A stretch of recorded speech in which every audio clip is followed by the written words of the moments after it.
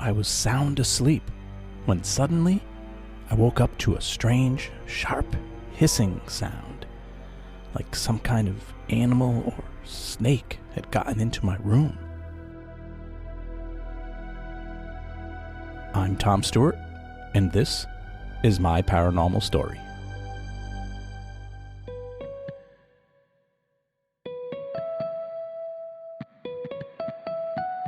I'm back again with a brand new episode I hope you'll enjoy. But before I start, I must give out a few thank yous. First of all, thank you to you for visiting my website and checking out some of the merch that I have available. I don't ever charge subscriptions or do any of those Patreon pay-for-stuff type things with my podcast. It's always free. So if you're a fan and would like to support me and the podcast, check out the t-shirts and mugs that I have for sale. You'll also find a link to my first book, The 10 Best Tools for Ghost Hunting. All of those things go a long way with helping me keep this podcast running. So the website is myparanormalstory.com. I also want to thank a few podcasters who recently had me on their shows. Thank you to Tom and Rye from the Lost Frequency podcast. We had a lot of laughs and went down a bunch of fun rabbit holes talking about all kinds of things paranormal and some that aren't. I also want to thank Chris and Kristen from the Dark Horse Paranormal podcast. They're both very knowledgeable in the paranormal and spiritual fields, and they were a lot of fun to hang out with for a while. So please check out both of those podcasts wherever you get podcasts, like Apple and Spotify. I also want to thank Ken DaCosta and George Lopez for inviting me to be a part of their special episode of Dead Air Full Spectrum. Many people I look up to in the paranormal field got to come on to their show and share some videos, insight, and talk about their feelings surrounding Cody and Satori, the paranormal couple. Ever since their appearance on the Sam and Colby Hell Week YouTube series, there's been a lot of controversy over their knocking method. I've mentioned them on my podcast a couple of times, and I was more than happy to show my support for them and defend them from the many negative and uncalled for comments and videos that were popping up about them. They're good kids. I love them to death, and if you're interested in seeing more and hearing more, check out Dead Air Full Spectrum on YouTube. It's definitely a good episode. Okay, now that I've gotten that out of the way, here's my latest episode.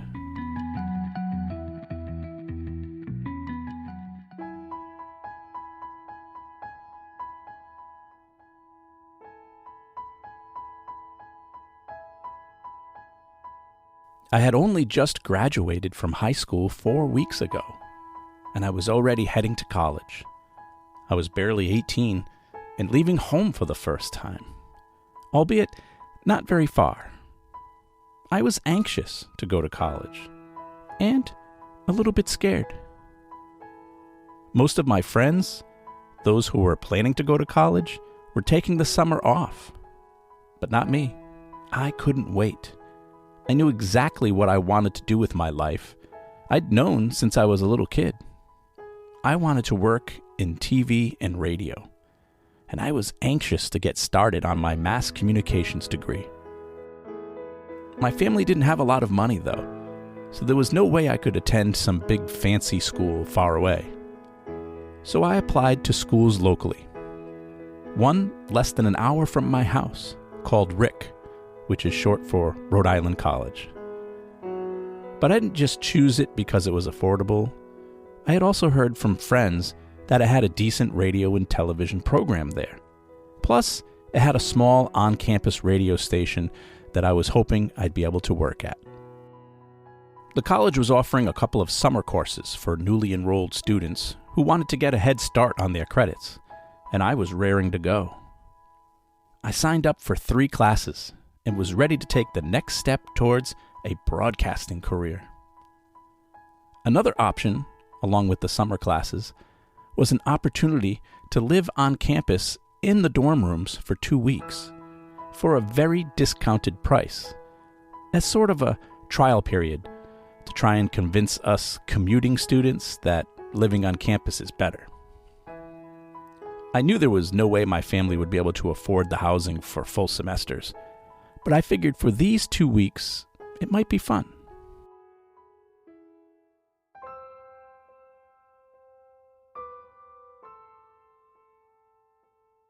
As most of my friends were enjoying their summer vacations at the beach, I was moving into my new temporary dorm room.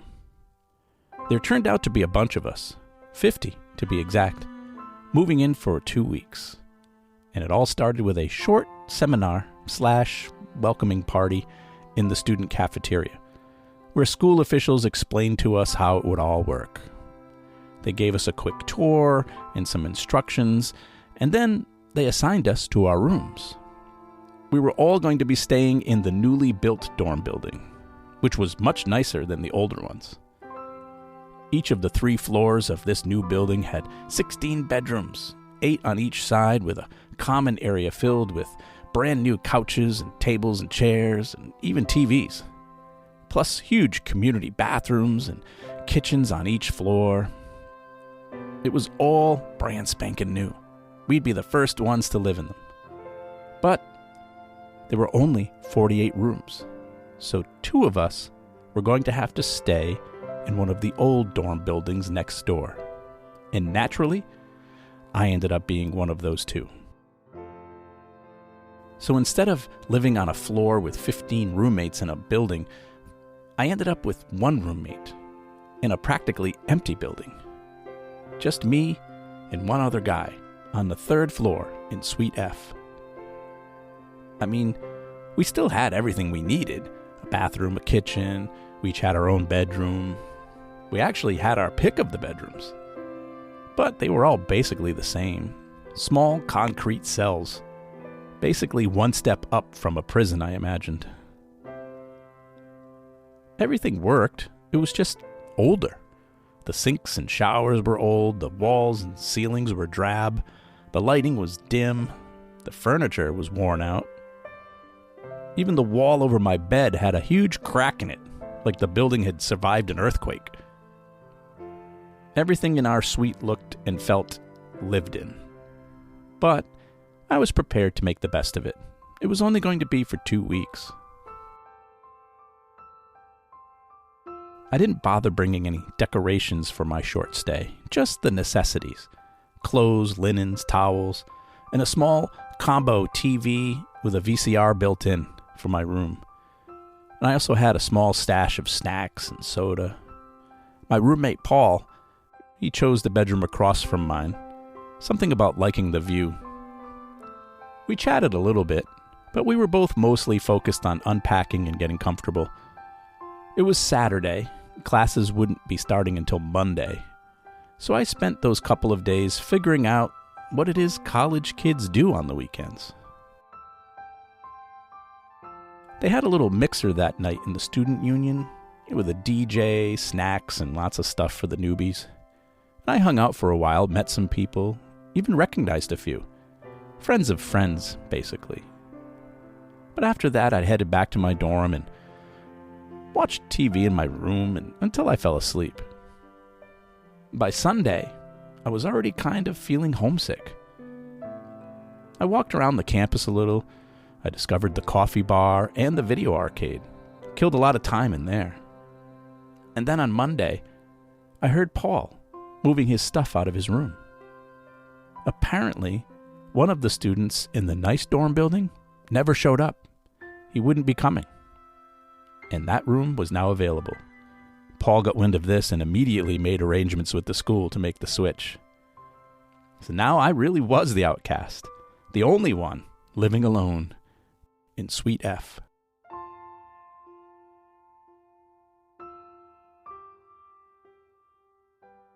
That first day, that afternoon, I met up with a friend, Bill. He was a couple of years older than me, already a junior at the college. And he worked at the school newspaper.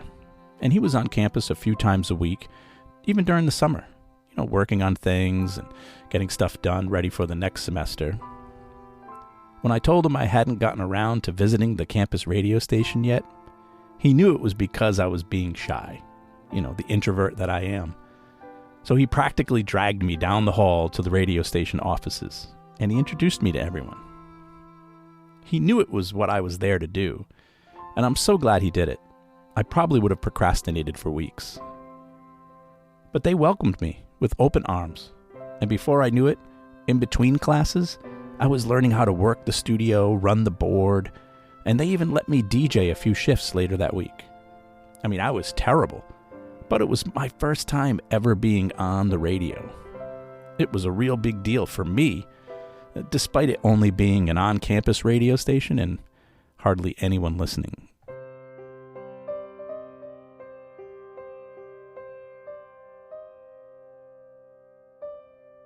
I remember going back to my dorm building that night. I walked up the concrete stairs to my suite. I was actually excited about being a part of the radio station and was starting to feel like a real college student. I went into my room, laid down on the bed, and was just watching TV when I noticed something in the corner of the room. One of the ceiling panels was off kilter. All I could think of was an animal might be able to get into my room or something. You know, like a squirrel or a bat or something. And that kind of creeped me out a little. So I dragged a chair over and stood on top of it and reached up over my head and adjusted the panel so that it was sitting in the frame again. Not long after that, I found myself falling into sleep. I turned off the TV and just rolled over. I left my bedroom door open, though, so I wouldn't feel too claustrophobic. And the red glow from the exit sign in the main room acted like a nightlight. It had a soft, hypnotic hum to it, too, which I actually think helped me fall asleep better.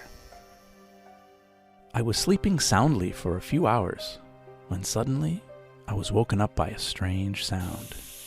It was a sharp, hissing sound, like a snake or a possum. I sat up in a panic thinking something did get into my room. And as I looked around through the red-tinted light, I heard a second hissing, and then a third, and a fourth. What is that noise, I thought. I tried to keep my feet off of the floor.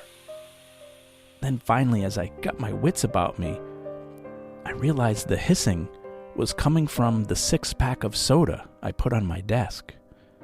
The air in the bottles was leaking out as if someone had shaken them all and then slowly loosened the caps. Before I knew it, soda was spilling out all over the place, so I quickly grabbed the 6-pack and ran over to the sink and spent the next 15 minutes, half asleep or half awake, wiping up a trail of Pepsi behind me.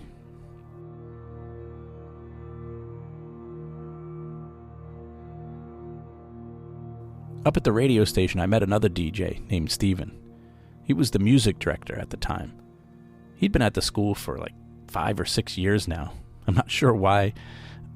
I guess he wasn't as anxious as me to get into the real world. But we were talking about this and that. I mentioned how I was the only one stuck living alone in the old dorm building. And he told me he was surprised that they were letting me stay there. I guess a semester ago, a student had committed suicide in the building, right there on the same floor I was staying in. And that none of the students wanted to stay there, so it had been closed off for close to 6 months. I think he could see the horror on my face and then tried to change the subject, but for some reason, I kept pressing him for more details. He said he didn't know the student. He was sort of a loner, didn't have many friends. And then one day, someone found him in his room. Apparently, he had pushed one of the ceiling tiles aside and hung himself from a pipe in the ceiling. I was in complete shock. Couldn't stop thinking about it as I was slowly walking back to my room that night. Was he being serious? Or was this some sort of hazing? You know, a joke being played on the new kid? I walked up the dark cement stairs to Suite F and turned on all the lights as I walked in. It was quiet, like usual, except for the hum of the exit sign. I went into my room to watch TV. I couldn't help but look up at that ceiling tile. And once again, it was out of place. I had just fixed it the night before. After hearing the story Stephen told me, I was afraid to go up there and touch it again. But I knew I wouldn't be able to sleep if I didn't fix it. So I dragged the chair over again, was about to climb up, when suddenly, a phone started ringing. It startled me so much I almost fell off the chair. I ran out into the main room looking around. I hadn't even noticed that there was a phone there. I quickly went over to answer it, but there was only a dial tone. I hung it up, and the ringing started again. It wasn't coming from this phone. It was coming from the other side of the suite. So I walked through the kitchen and found another phone. I answered it. Hello? Hello? But no one was there. There was no dial tone, no voices, just a strange static sound. After a minute or two, I hung up the phone and headed back to my room. As I was walking through the kitchen, I noticed a broom in the corner. So I grabbed it, brought it with me. This time, instead of standing on the chair, I decided to use the broom handle to move the ceiling tile back into place. I poked and pushed the thin tile, trying to get it back into the frame, but I must have pushed it too hard, and it sounded like something fell down onto the tile. I had no idea what it could be, but I had to know. So I mustered up the courage to climb back up on that chair, and I reached into the ceiling and felt around.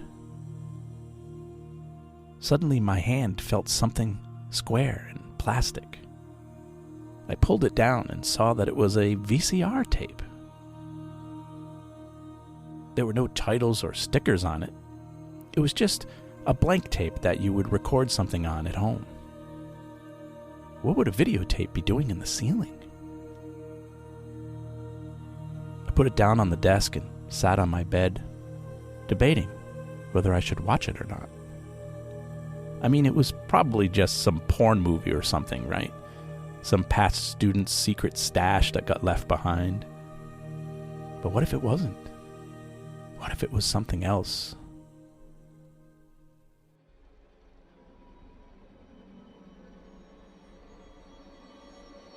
Finally, I decided I'm going to watch it. And just as I put the tape into the slot, the phone started ringing again. I sprinted out of the room towards the other side of the suite, but I stopped in my tracks. It was the phone on my side ringing this time. I stood in front of it and let it ring one or two more times, and then I answered it. Hello? Hello? Nothing but static again. But as I was about to hang up, I heard a voice. Hello? I said again. And I could hear soft breathing inside the static. Then a rough voice replied, Is Mark there? I paused for a second. Mark? No, there's no Mark here. And then quickly, they hung up. So I hung up the phone and unplugged it from the wall. I went around to the other side and did the same to that one. That was enough wrong numbers for me that night.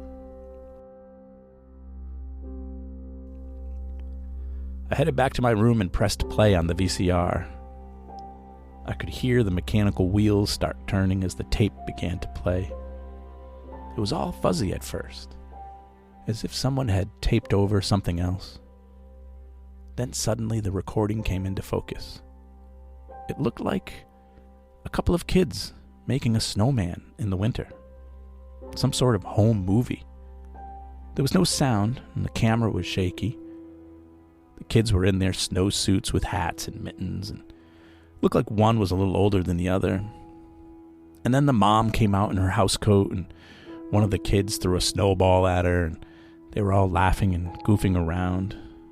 I'm guessing it was the dad holding the camera, enjoying every minute of it. It was the kind of thing that would make anyone feel homesick. All of a sudden, the tape started getting blurry and staticky again. It almost looked like it was melting. I was about to press stop and fix it when suddenly the picture came back on again. It wasn't the wholesome family in the snow anymore. This time it was a young man sitting on a bed. I turned up the volume so I could hear him, but he wasn't saying anything. He was just sitting there staring at the floor. As I looked closer, I could see something strange behind him. There was a crack on the wall. I turned around and looked. It was the same crack on my wall. This tape was filmed in the room I was in. Suddenly, he started to speak. I turned back to the screen as he looked up at the camera and softly said, "I'm sorry." Then he stood up, walked towards the camera, and the screen went blank.